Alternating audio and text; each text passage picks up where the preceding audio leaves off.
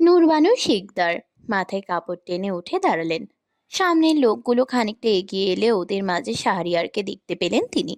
কয়েক কদম এগিয়ে শাহরিয়ার নূরবানু শিকদারকে সালাম দেয়। আসসালামু আলাইকুম আন্টি। ওয়ালাইকুম আসসালাম। আন্টি কেমন আছেন?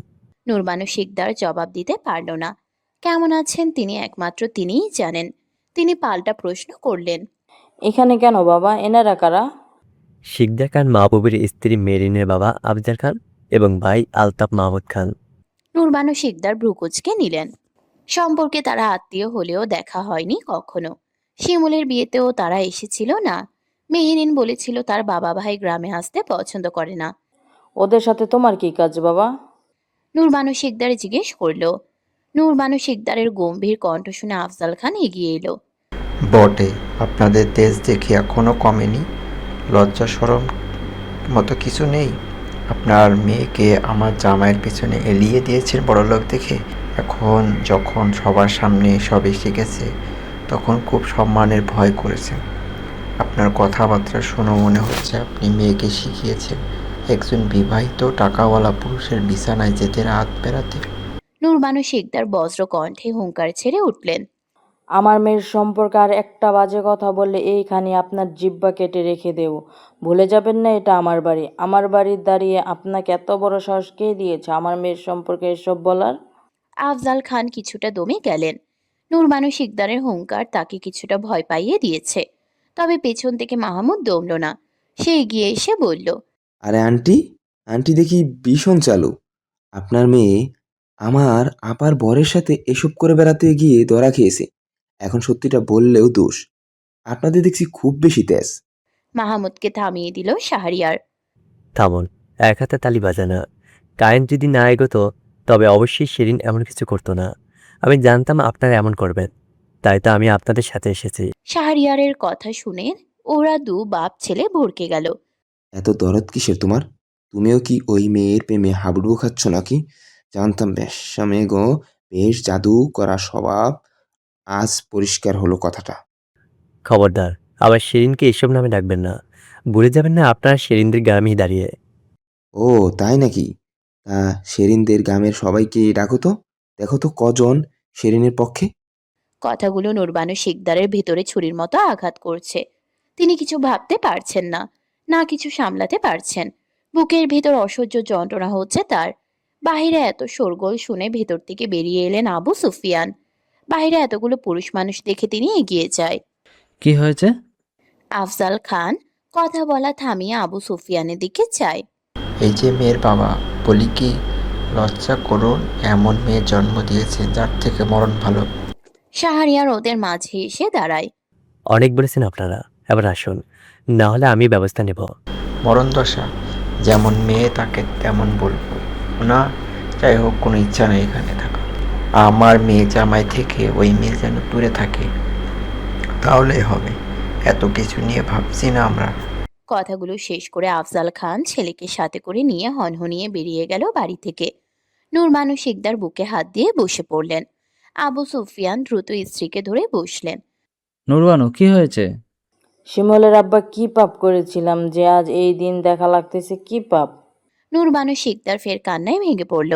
শাহরিয়ার এবং আবু সুফিয়ান মিলে নূরবানু শিকদারকে ঘরে নিয়ে গেলেন। ওরা বসার রুমে বসলো। কিছুক্ষণ ওদের ভিতরে চলল নীরবতা। কিছুক্ষণ পর শাহরিয়ার নীরবতা ভেঙে বলল। আমি সেরিনকে বিয়ে করতে চাই আন্টি। কথাটা শুনে সেলিনের মা বাবা অবাক হলো। শাহরিয়ার ফের বলা শুরু করলো। আমি জানি আপনারা ভাবছেন এসব জেনেও কিভাবে। আসলে আন্টি, আমার বিশ্বাস শিরিনকে কায়েন নামক ছেলেটাই কোনোভাবে ব্রেন ওয়াশ করেছে। আমি শিরিনকে যতটা বুঝেছি ও এমন মেয়ে নয়। আমি তাকে ভালোবাসি। আমার বাবারও এতে কোনো সমস্যা নেই। আমি চাই ওকে দ্রুত বিয়ে করে এই দুশ্চরিত্রা খেতার থেকে মুক্তি দিতে। আবু সুফিয়ানের চোখের কোণায় পানি চিকচিক করে উঠল। আর নূরবানু শিকদার সেই তখন থেকেই কাঁদছেন। মেয়েটার একটা গতি হবে ভেবে দুজনই খুশি। ওদিকে দরজার পাশে বসে আছে সেরিন।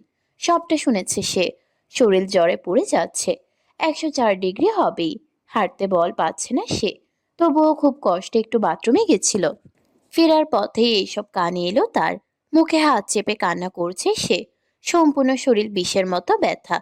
আর সইতে পারছে না সে এ কষ্ট। শাহরিয়ারের সব কথা শেষ করে বলে। আমি শিরিনের সাথে একটু দেখা করতে চাই আন্টি। নূরবানু শিকদার চোখের পানি মুছে বলে। সেরিন ওর রুমে আছে। আন্টি আপনি প্লিজ টেনশন করিয়েন না, গিয়ে রান্না বসান। আপনার এই অবস্থায় একটু দেখতে ইচ্ছে করছে না আমার। আমার কষ্ট হচ্ছে ভীষণ, খেতে দিন সবাইকে। নূরবানু শিকদার মাথা নাড়িয়ে রান্নাঘরের দিকে চলে গেল। আবু সুফিয়ান উঠে শাহরিয়ারকে জড়িয়ে ধরল।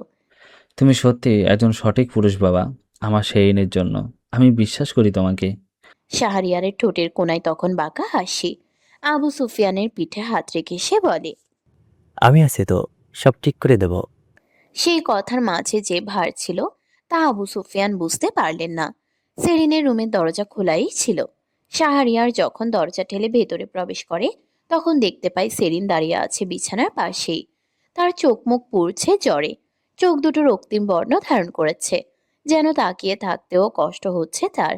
ঠোঁটের কোণায় কাটার দাগ স্পর্শ, তাজা রক্ত দৃশ্যমান ক্ষতগুলোতে। শাহরিয়ার এগিয়ে গেল সেরিনের দিকে। শিরিন অসুস্থ লাগছে তোমাকে? সেরিন পিছিয়ে যায় শাহরিয়ারকে এগিয়ে আসতে দেখে। শাহরিয়ার থেমে যায়। সেরিন কাপা কণ্ঠে বলে। আমায় কায়ান কিছু বলেনি। বিশ্বাস করুন, আমি ওনাকে ভালোবাসি মন থেকে। আমার সে জোর করেনি। আপনি এমনটা করবেন না। আমাকে আপনার ফোনটা দিন। আমি একটু ওনাকে ফোন করে বললেই উনি হয়তো সব ঠিক করে দেবে। দয়া করুন, আমি ভালোবাসি ওনাকে।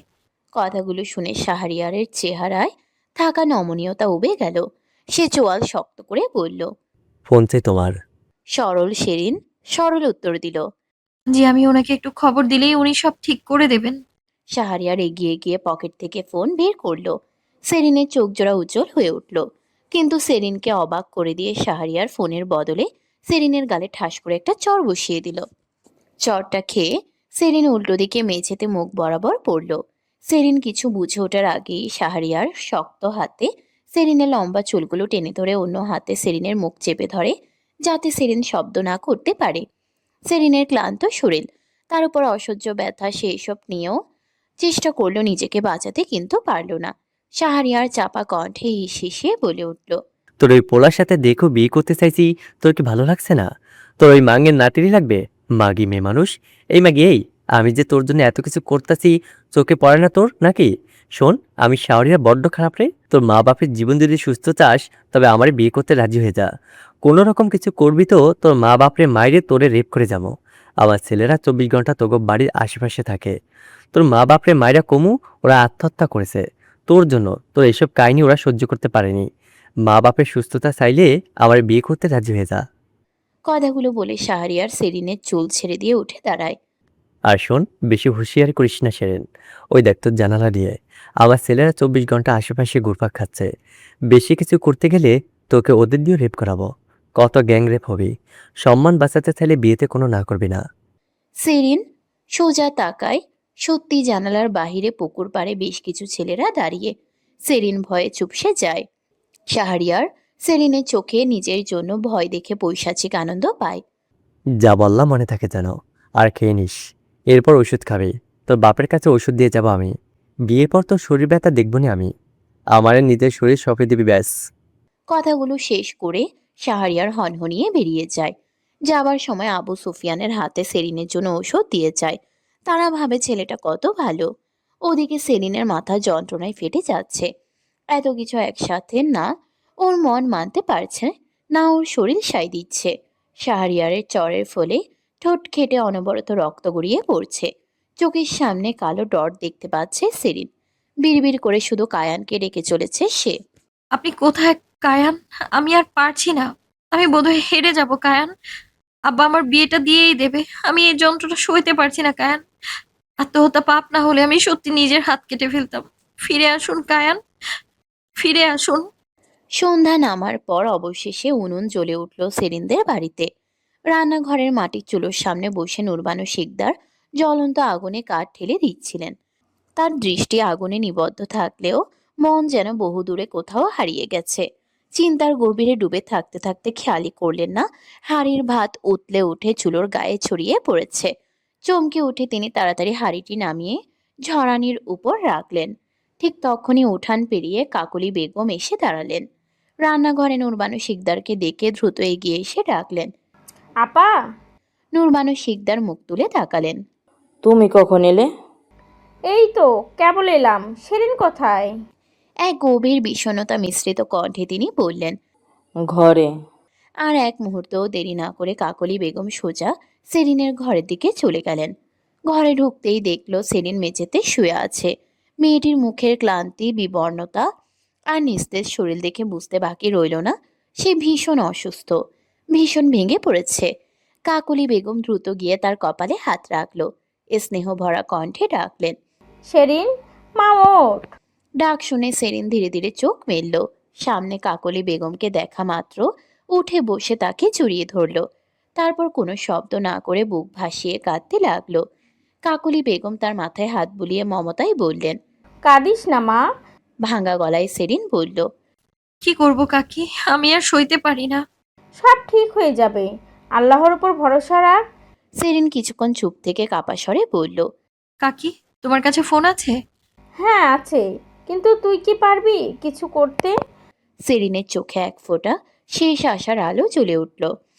কায়ান যদি একবার জানতে পারে, আমার বিশ্বাস সব ঠিক করে দেবে। কাকলি বেগম আবারও তার মাথায় হাত বুলিয়ে দিলেন। দীর্ঘশ্বাস ফেলে বললেন। ভয় হয় রে মা, তুই যে এক নিষ্পাপ প্রাণ, তোকে মানুষ এভাবে কষ্ট দেয় কি করে? সেরিন মাথা নিচু করে রইল। কাকলি বেগমের ফোন হাতে নিয়ে সে কায়ানের নম্বরে কল দিল। রিং হলো কিন্তু কেউ ধরল না। আবার দিল, আবারও না। একের পর এক কল করতে লাগলো সে, যেন প্রতিটি রিংয়ের সঙ্গে নিজের শেষ ভরসাটুকু পাঠিয়ে দিচ্ছে ওপারে। কিন্তু কোনো সাড়া এলো না। 20তম বারের কলটিও ব্যর্থ হলে সেরিন যেন ভেঙে পড়ল সম্পূর্ণ। ফোন নামিয়ে রেখে সে কাকলি বেগমকে জড়িয়ে ধরে আবার কাঁদতে লাগলো। কাকলি বেগম সবই বুঝলেন। কিছু ব্যথা ভাষায় বলা যায় না, শুধু মাথায় হাত বুলিয়ে পাশে বসে থাকতে হয়। তিনি তাই করলেন, মৃদুস্বরে বললেন। শান্ত হ মা, আমি ভেবেছিলাম হয়তো লোকটা তেমন নয়, না হলে বউ বাচ্চা থাকতে তোকে। বাকিটুকু আর বলতে পারলেন না, থেমে গেলেন। এই আহত পাখিটিকে আর নতুন করে বিদ্ধ করতে তার মন সায় দিল না। সেরিনের বুকের ভেতর জ্বলতে থাকা শেষ আশার প্রদীপটুকুও নিভে গেল। চারদিকে যেন ঘন কালো অন্ধকার নেমে এলো, তার জীবন জুড়ে, তার নিঃশ্বাস জুড়ে, তার ভবিষ্যৎ জুড়ে। সন্ধ্যা ঠিক 7টা। নূরবানু শিকদার রান্না করা খাবারগুলো একে একে ঘরে তুলে নিচ্ছিলেন। উঠোন জুড়ে তখন গোধূলির শেষ আলো মিলিয়ে গিয়ে নেমে এসেছে নরম অন্ধকার।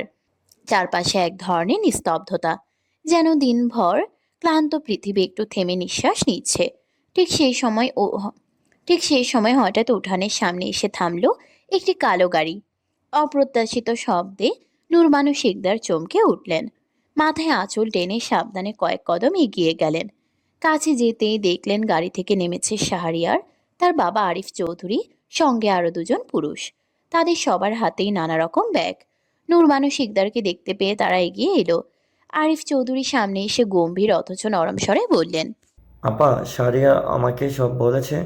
আশা করি এখন আর এ বিয়েতে আপনাদের আপত্তি নেই। যখন আপত্তি নেই, তখন আমি চাই আজই মেয়েটাকে নিজের ঘরে তুলে নিতে, যদি আপনি অনুমতি দেন।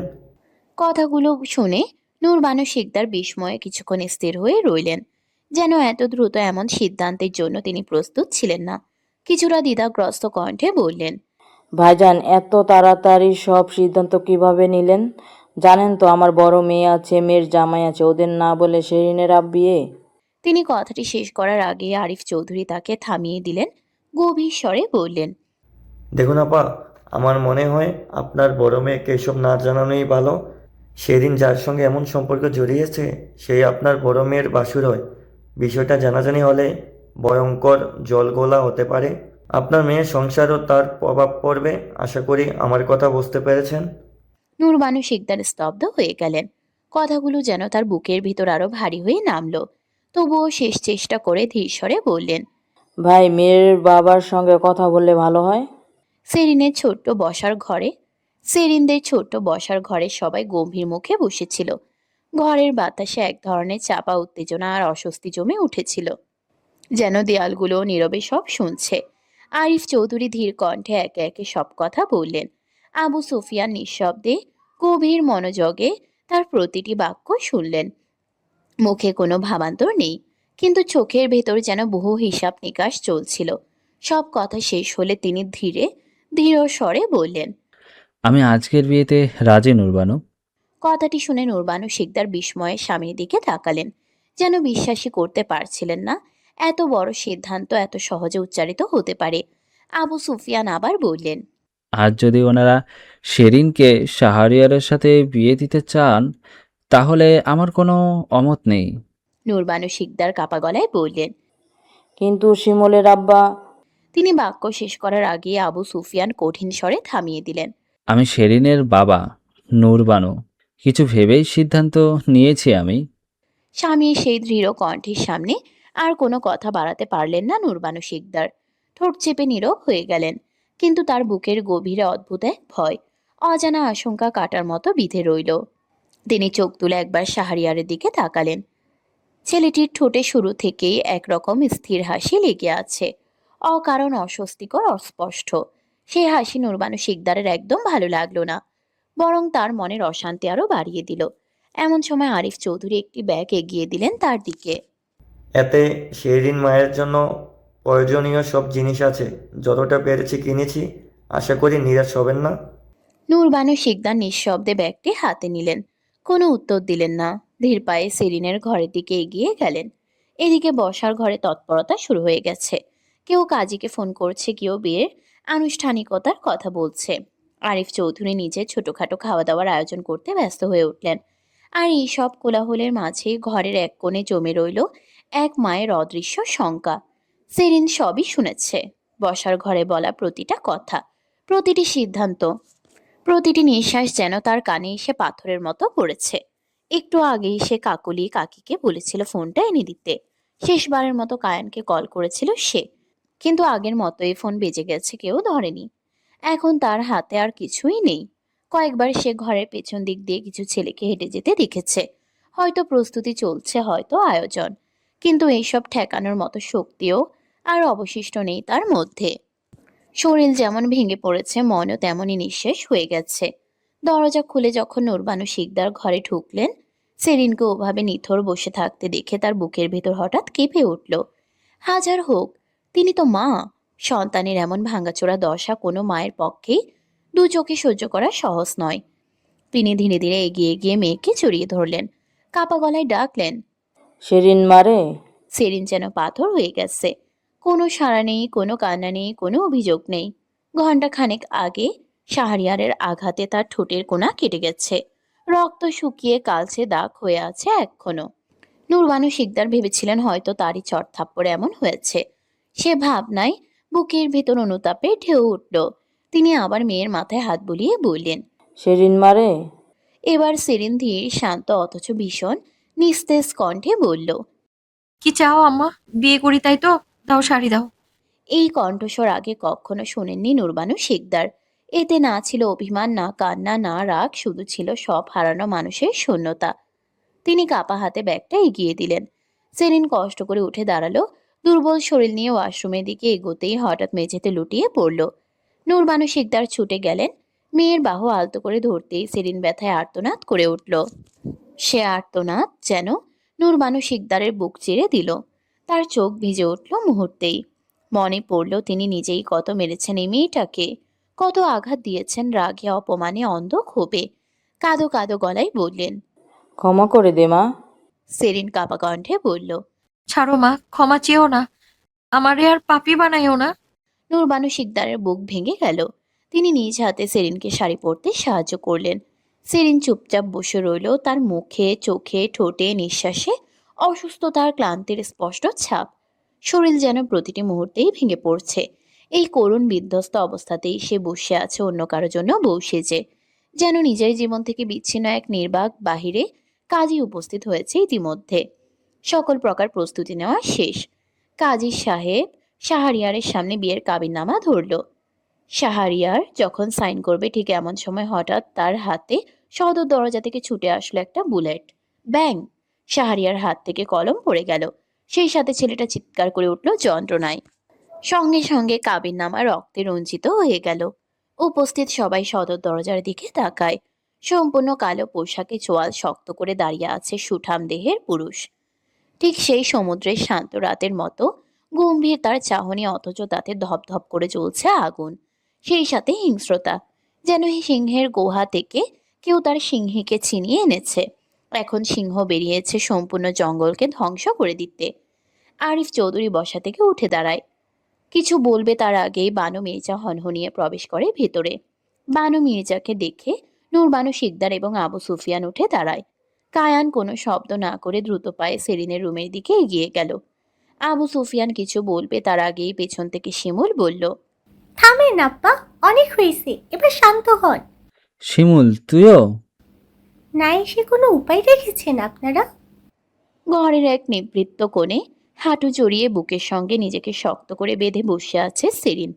পিঠের অসহনীয় যন্ত্রণা কমেই যেন দাউ দাউ করে উঠছে, আর অনাহারে ক্ষীণ হয়ে পড়া শরীর তার প্রতিটি হাড়ে হাড়ে দুর্বলতার সাক্ষ্য দিচ্ছে।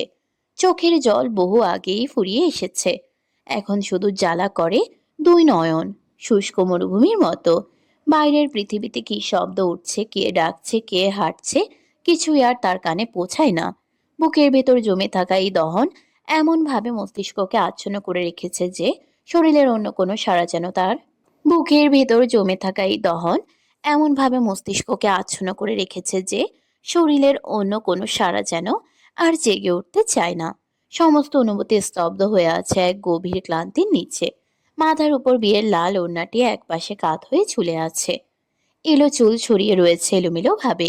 নূরবানু শিকদার সেগুলো গুছিয়ে দিতে চাইলে সেরিন নিঃশব্দে বাধা দিয়েছিল। যে মানুষ তাকে বিয়ে করতে এত ব্যাকুল, সে তাকে এই ভগ্ন বিধ্বস্ত অগোছালো রূপেই বরণ করুক। সাজবার আর কোনো প্রয়োজন বোধ করে না সে। দুই চোখে ঘন ক্লান্তির ছায়া নেমে এসেছে। শেষমেশ চোখ বুঝে মেঝের সেই কোণাতেই নিজেকে এলিয়ে দিল সেরিন। খাট পর্যন্ত গিয়ে শোবার ইচ্ছেটুকুও আজ আর অবশিষ্ট নেই। হঠাৎ কারো চেনা ঘ্রাণ নাকে ভেসে আসতেই একটু চোখ কুঁচকে নিল সে। গালে কারোর আলতো স্পর্শ টের পেয়ে ধীরে ধীরে চোখ মেলে তাকালো। চোখের সামনে যে অবয়বটি দেখতে পাচ্ছে, সে কি আদৌ সত্যি, নাকি ক্লান্ত মনের বিভ্রম? এই সংশয়ে সেরিন স্থির দৃষ্টিতে তাকিয়ে রইল তার দিকে। খানিকক্ষণ দুজনই শুধু তাকিয়ে রইল দুজনের দিকে। কায়ান দুই চোখে সেরিনের করুণ অবস্থা দেখে যেমন ক্রোধে দাউ দাউ করে জ্বলে উঠছিল, তেমনি নিজের অসহায়ত্ব তাকে গ্রাস করছিল। সে বেঁচে থাকতে মেয়েটার এই পরিণতি হলো, অথচ সে কিছুই করতে পারল না। কিছুক্ষণ পর যখন সেরিন বিশ্বাস পেল এই সত্যি কায়ান, তখন নিজের দুহাত বাড়িয়ে দিল তার দিকে। কায়ান এক সেকেন্ডও দেরি করল না, মেঝে থেকে তুলে নিল সেরিনকে, শক্ত করে জড়িয়ে ধরল নিজের বুকের সঙ্গে। কায়ানের হাত সেরিনের পিঠে যেতেই সে ব্যথায় আর্তনাদ করে উঠল। আহ! সেরিনের সেই ব্যথা ভরা শব্দ কানে আসতেই কায়ান ভ্রুকুচকে তাকালো। সে সেরিনের পিঠের কাছ থেকে ওড়নাটা সরিয়ে খানিকটা কালচে দাগ দেখতে পেল। সেই মুহূর্তেই যেন কায়ানের মাথা কাজ করা বন্ধ করে দিল। দ্রুত হাতে সেরিনের ব্লাউজের হুকগুলো খুলে পিঠখানা ভালো করে পর্যবেক্ষণ করলো সে। মোটা চেলা কাঠের আঘাত, জায়গাটা কালচে হয়ে রক্ত জমাট বেঁধে আছে। প্রায় সমগ্র পিঠ জুড়েই সেই নিষ্ঠুরতার চিহ্ন। আঘাতের স্থান দেখেই যন্ত্রণার গভীরতা অনুমান করা যায়। সেরিনের শরীর থেকে ব্লাউজটা কখন পড়ে গেছে কায়ান খেয়াল করেনি। তবে এই মুহূর্তেই প্রেয়সীর শরীরের দিকে তার কোনো দৃষ্টি নেই। এই মুহূর্তে মেয়েটার ক্ষতগুলোই তাকে প্রচণ্ড কষ্ট দিচ্ছে। সেরিন কাপা হাতে শাড়ির আঁচল বুকের সঙ্গে চেপে ধরল। কায়ান সেরিনের ঘাড়ের নিচে হাত দিয়ে তাকে নিজের দিকে ফেরালো। মেয়েটার গালে হাতের অসংখ্য আঘাতের দাগ। কায়ান সেরিনের উন্মুক্ত চুলগুলো কানের পাশে গুজে দিয়ে তার মুখশ্রীতে পরম যত্নে চুমু খেল। তারপর জিজ্ঞেস করলো। উত্তরটা শুনে কায়ানের ভেতর যেন আগুন জ্বলে উঠল। সেরিন ক্লান্ত ভঙ্গিতে কায়ানের বুকে ঢলে পড়ল। কায়ান নিজের হাত শক্ত মুঠোয় বাঁধল, তবে সেরিনকে কিছুই বুঝতে দিল না। সে আবার সেরিনের কপালে চুমু খেল, আশ্বাস দিতে চাইল। সেরিন মাথাটা একটু কাত করে বলল, কে মেরেছে আম্মা? আমার সাথে শাহরিয়ার। শুধু মারেনি, হুমকি দিয়েছে বিয়ে না করলে আব্বা আম্মাকে মেরে আমায়। সব ঠিক আছে, আমি চলে এসেছি। স্বপ্ন লাগছে, সবকিছু সত্যি এসেছেন? সেরিনের প্রশ্ন শুনে নিজেকে আর সামলাতে পারল না কায়ান। নিচু হয়ে মেয়েটার ওষ্ঠদয় আঁকড়ে ধরল। সেরিন নিরুত্তর হয়ে রইল। কায়ানের স্পর্শ এতটাই কোমল যে তার সমস্ত দুঃখ যেন ধীরে ধীরে গলে যেতে লাগলো। কিছুক্ষণ পর কায়ান একটু সরে এলো সেরিনের কাছ থেকে। আমি সত্যি এসেছি। সেরিন হালকা হাসল। কায়ান তা দেখে সেরিনের ব্লাউজের হুক আবার আটকে দিল। এরপর তাকে পাজা কোলে তুলে নিল। চলো, বিয়ে করতে হবে। সেরিন কোনো উত্তর দিল না, চুপচাপ বিড়াল ছানার মতো লেপ্টে রইল কায়ানের বুকের সঙ্গে। শিমুল রাগে কটমট করতে করতে আবু সুফিয়ানের দিকে এগিয়ে আসে। আব্বা, আপনি কিভাবে আমাকে বা জোবরানকে না জানিয়ে এত বড় সিদ্ধান্ত নিলেন? আপনার মাথায় কি কাজ করছিল? সেদিন যার সঙ্গে এসব করেছে তোমার ভাসুর, তোমার সংসারের দিক তাকিয়ে। থামিয়ে দিল শিমুল বাবাকে। আমার ভাসুর শেরিনকে ভালোবাসে, সেসব কথা বাদ। শেরিন মানলাম ভুল করেছে। এই ছেলেটাকে দেখেছেন? আর্মি ক্যাপ্টেন বেশধারী ভণ্ড, এ একটা নারী পাচারকারীর সঙ্গে যুক্ত। এরকম বিয়ে করে করে মেয়েদের দুবাই পাঠায়। এর আগে আরও অসংখ্য বিয়ে করেছে। আবু সুফিয়ান মেয়ের কথা শুনে অবাক হলেন। তিনি কিছু বলবে তার আগে শাহরিয়ার বসা থেকে উঠে দাঁড়ায়। হিমেল তা দেখে নিজের ফোর্স ভেতরে প্রবেশ করায়। উপস্থিত সবাইকে হিমেলের পুলিশ গ্যাং ঘেরাও করে। হিমেল এগিয়ে আসে আবু সুফিয়ানের দিকে। জি আঙ্কেল, শিমুল ভাবি ঠিকই বলেছেন। এই দেখুন প্রমাণ। এই শাহরিয়ার আর এর বাপ মিলে এই বিজনেস করে। এর আগে বিয়ের সংখ্যা প্রায় 30টা দেশে সব জায়গায় গিয়ে বিয়ে করে, অথচ কেউ বুঝতে পারে না। এভাবে বেঁচে যাচ্ছে প্রতিবার।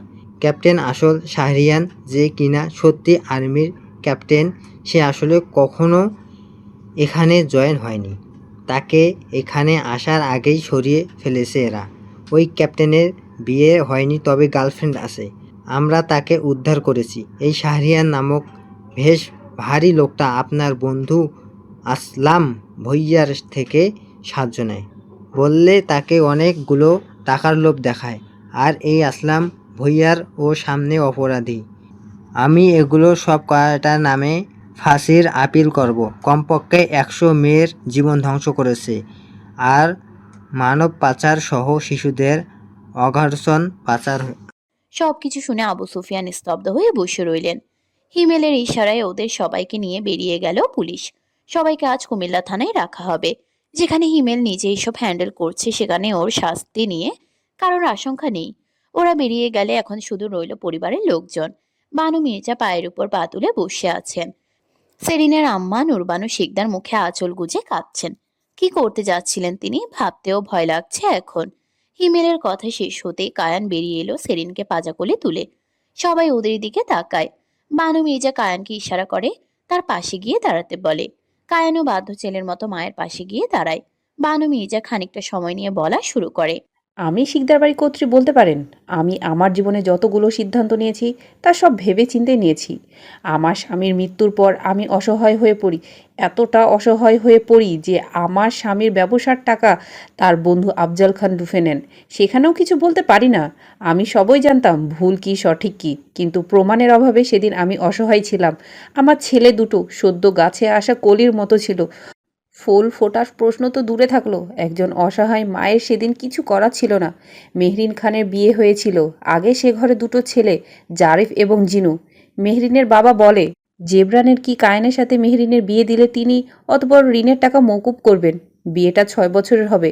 6 বছর পর চাইলে বিবাহ থেকে মুক্ত হওয়া সম্ভব। আমার জেবরানের উঠত বয়স। কায়ান বড় ছেলে হিসাবে সিদ্ধান্ত নিল সে বিয়ে করবে মেহরিনকে।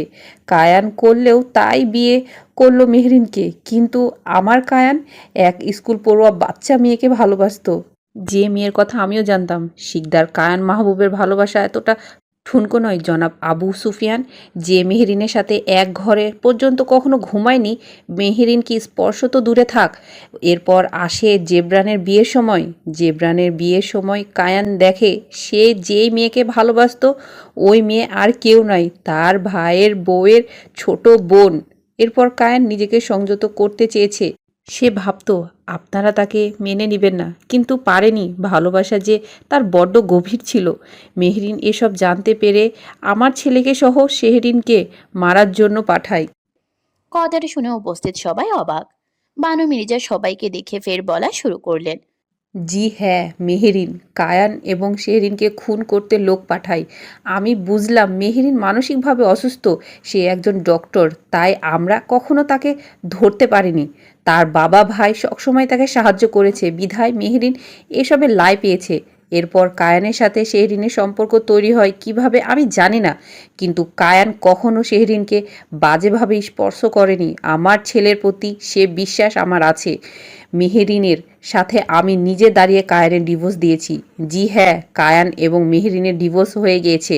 সেদিন রাতে শাহরিয়ার এসেছিল শেহরিনের ঘরে শেহরিনকে অজ্ঞান করে ওর ফায়দা নেবার জন্য। কায়ান শুধু এসে শেহরিনকে বাঁচায়। হিমেল